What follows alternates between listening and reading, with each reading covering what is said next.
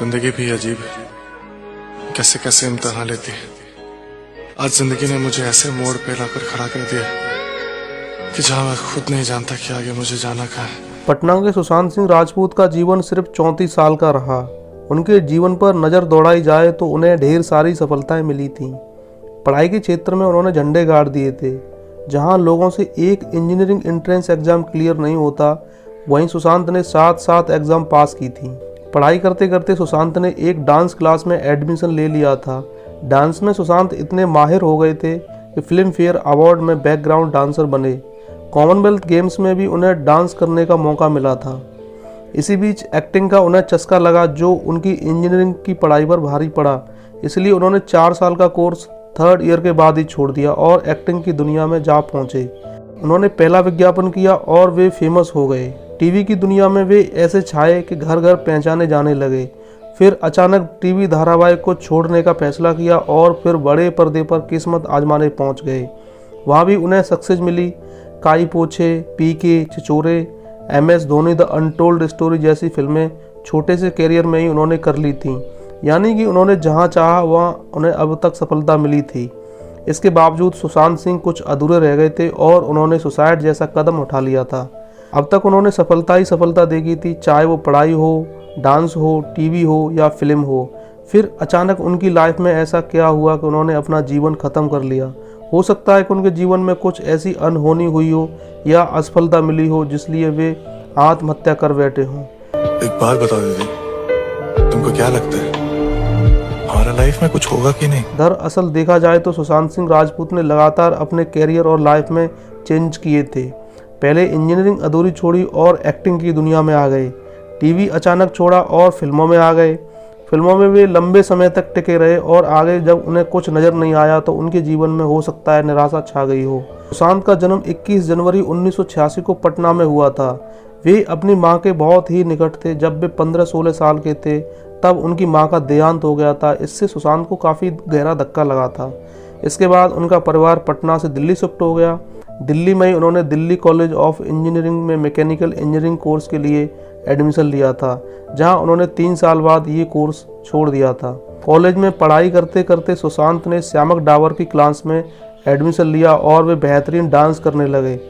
इस दौरान उन्हें कई बड़े प्लेटफॉर्म पर डांस करने का मौका मिला। सुशांत ने देखा कि उनके डांस क्लास के सभी साथी एक्टिंग भी सीखते हैं, तो सुशांत को भी एक्टिंग का चस्का लग गया। डांस, एक्टिंग और पढ़ाई का साथ साथ चलना मुश्किल था, इसलिए सुशांत ने 3rd ईयर में पढ़ाई से नाता तोड़ लिया था। यह उनका कॉन्फिडेंस ही था कि वे एक अच्छा भला कैरियर छोड़कर एक ऐसे फील्ड में जा रहे थे जहां सक्सेस के चांस बहुत कम होते हैं। इसके बाद बालाजी टेली फिल्म्स वालों ने सुशांत सिंह राजपूत को एक नाटक में देखा और सुशांत की एक्टिंग से वे प्रभावित हुए। उन्होंने सुशांत को अपने धारावाहिक किस देश में है मेरा दिल में एक रोल ऑफर किया। सुशांत ने इस शो के लिए हामी भर दी थी। यह किरदार कुछ एपिसोड के बाद ही मारा जाता है। सुशांत का काम खत्म हो गया था, लेकिन अपनी एक्टिंग से उन्होंने इस किरदार को इतना फेमस कर दिया था कि दर्शक इस किरदार की मौत से दुखी हो जाते हैं। दर्शकों की यह हालत देख सुशांत को एक बार फिर से सीरियल में एक आत्मा के रूप में एंट्री दी जाती है। ये एक ऐसा उदाहरण था जो आज तक किसी सीरियल में बहुत ही कम देखने को मिला था। इससे साबित होता है कि उन्होंने किस तरह की अपना एक्टिंग उस सीरियल में की थी। फिर जून 2009 में सुशांत को GTV का धारावाहिक पवित्र रिश्ता मिला। इसमें उनके साथ अंकिता लोखंडे थी। दोनों की जोड़ी बहुत लोकप्रिय हुई और सुशांत घर घर पसंद किए जाने वाले चेहरे बन गए थे।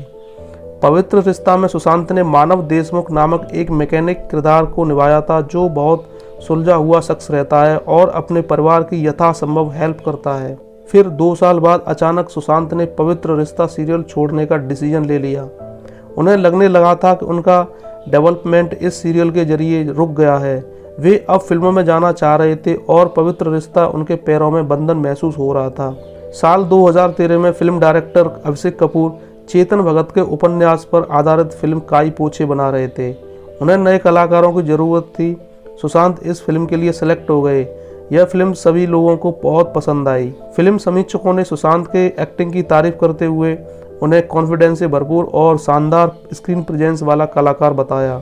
इसी बीच 2013 में सुशांत को यशराज फिल्म की शुद्ध देसी रोमांस मूवी करने का ऑफर मिला। इतने बड़े बैनर की फिल्म का हिस्सा बनना सुशांत के लिए बहुत बड़ी बात थी, लेकिन यह फिल्म असफल रही। हालांकि सुशांत की एक्टिंग की खूब तारीफ हुई।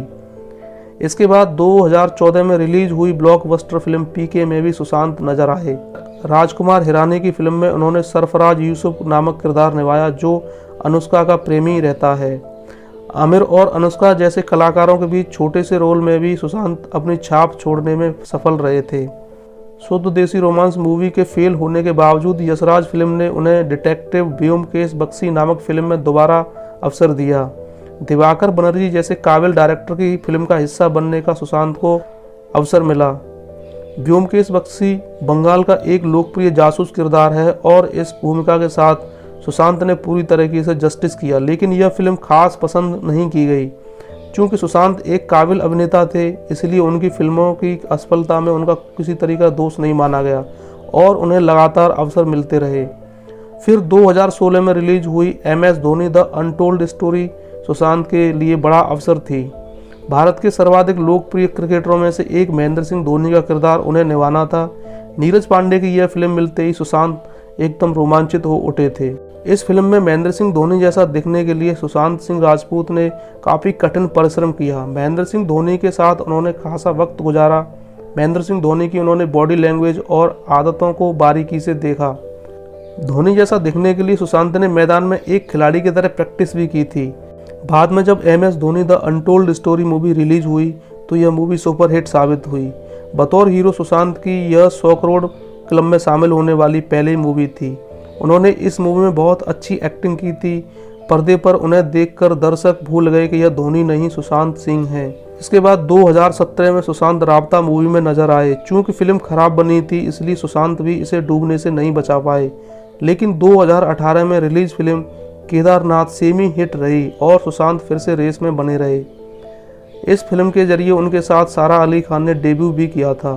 फिर 2019 में उनकी फिल्म छिछोरे, सोन चिड़िया और ड्राइव सामने आई। ओवरऑल देखा जाए तो सुशांत ने बतौर हीरो 10 फिल्में की थीं, जिसमें पीके मूवी में वो हीरो नहीं थे। 10 मूवी में से उनकी 4 फिल्में सफल रही थीं। यह रिकॉर्ड एक बुरा रिकॉर्ड नहीं है। सुशांत सिंह राजपूत ने अपने छोटे से कैरियर में आदित्य चोपड़ा, साजिद नाडियावाला, राजकुमार हिरानी जैसे डायरेक्टरों के साथ काम किया। यह उनके लिए बड़ी सफलता थी।